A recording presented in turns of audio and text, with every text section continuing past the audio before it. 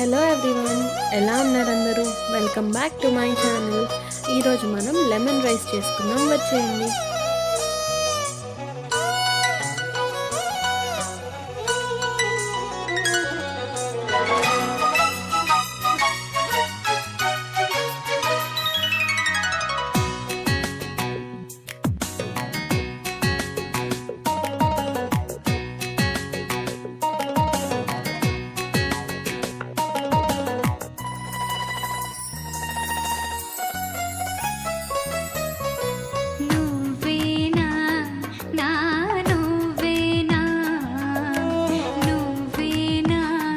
నాకు